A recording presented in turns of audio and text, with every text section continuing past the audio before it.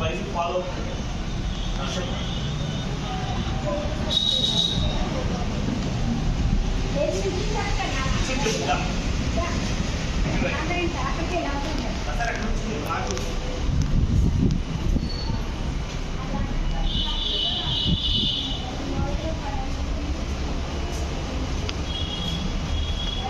చెప్పు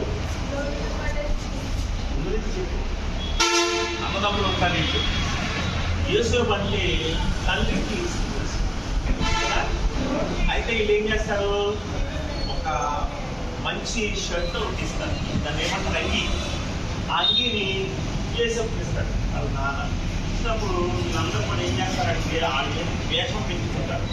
ఒక రోజున గొర్రెలు మేపకానికని డాడీ నేను గొర్రెలు మేపకానికి వెళ్తున్నాను అని చెప్తే ఎప్పుడైతే అన్నదమ్ముడు వీళ్ళు కలబెట్టాడు, అరేడు వస్తున్నాడు రా అని చెప్పేసి ఏం చేశాడు, అక్కడ ఉన్నటువంటి ఒక వ్యాపారికి అమ్మేశాడు. ఎవరిని? యోసేపుని అమ్మేసేస్తే ఆయన యోసేపుని తీసుకెళ్ళిపోయాడు. ఎక్కడ తీసుకెళ్ళిపోయాడు? ఐగుప్తుని తీసుకెళ్ళిపోయాడు. ఐగుప్తుని తీసుకెళ్ళిపోతే ఐగుప్తులో చక్కగా నమ్మకంగా ఉన్నాడు. అక్కడ ఉన్నటువంటి వాళ్ళు ఏం చేశారంటే యోసేపు చాలా మంచివాళ్ళ ఉన్నాడు, సమస్తమైనటువంటి కూడా అన్ని బాధ్యతలు అప్పగించాడు.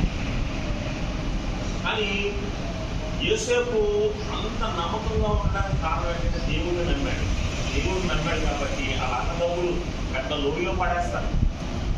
అక్కడి నుంచి వాటిని తీసుకొచ్చేసి మళ్ళీ వ్యాపారులు చంపేస్తారు. ఆ నాన్న వచ్చి ఏడా యోసేపు అని అడిగితే ఏమో మాకు తెలియదు అని అంటారు. అన్నమాట కొంతకాలానికి యోసేపు ఆ ఊళ్ళోని ఈజిప్ట్లో పెద్దవాడయ్యి అక్కడ రాజుగా ఉంటున్నాడు. కరువు వచ్చింది. ఒక పెద్ద కరువు అంటే ఏంటి, మన గ్యాస్ పడుతుందా కరువు అంటే గ్యాస్ దొరకలేదు చాలా కాలం. అలాగే కొంతకాలానికి రైస్ కూడా దొరకదు. ఎందుకు చెప్పండి?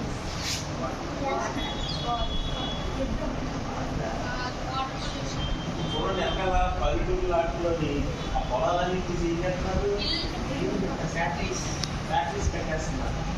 గుర్తున్న అది కూడా దొరకదు మనకు కావాలి. సో అలాగా అక్కడ కరువు వచ్చేసింది.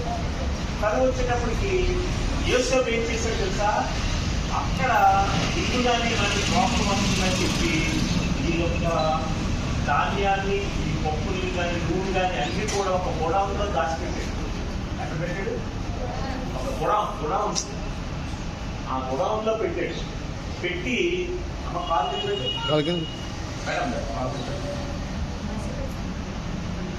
గోడౌన్లో పెట్టి దాచి ఉంచాడు. ఎప్పుడైతే ప్రజలకు ఇబ్బంది లేకుండా అక్కడ ఉన్నటువంటి ప్రజలందరికీ కూడా అవన్నీ కూడా సప్లై చేస్తున్నారు. రాజుకు చాలా మంచి అభిప్రాయం వచ్చింది యేసుకి.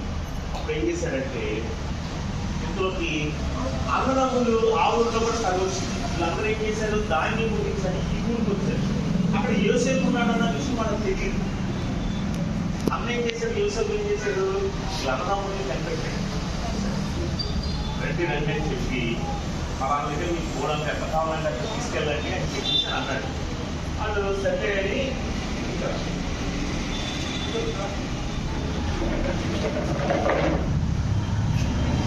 ఎంత కావాలంటే అక్కడ తీసుకెళ్ళానండి.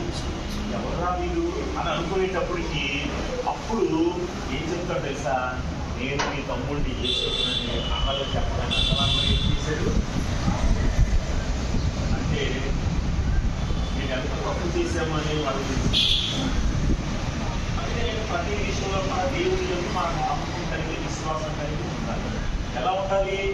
యోసేపు వల్లే, యోగు వల్లే, యోనా వల్లే. యోనా గురించి తెలుసు కదా, యోనా ఏం చేశాడు, ఎక్కడికి ఎక్కడికెళ్ళమన్నాడు దేవుడు? ఇదిగే కలమంటే ఎక్కడికి వెళ్ళిపోయాడు? సర్షి శక్తిలో వాడికి వెళ్ళిపోయాడు. కొడుకున్న ప్రవాహాన్ని తోసేశాడు. తర్వాత అప్పుడు షాపింగ్ వేసేసాడు. షాపింగ్ వేసేసిన తర్వాత దేవుడు లోపల ప్రార్థన చేసుకున్నాడు. తప్పు తెలుసుకున్నాడు, బయటకు వచ్చేసాడు. సో అందుకే తప్పు తెలుసుకోవాలి. చేసిన తప్పు తెలుసుకున్న తర్వాత దేవుడు ఏం చేస్తున్నాడు, గురించి ఆలోచించి తప్పు చేసేస్తున్నాడు. దేవుని ప్రజలందరికీ దేవుని శుభార్తనే. ఓకే, అంటే మనం కూడా యోనా వలె, యోహాను వలె, యేసేపు వలె ఉండాలి అని జ్ఞానం. Okay right.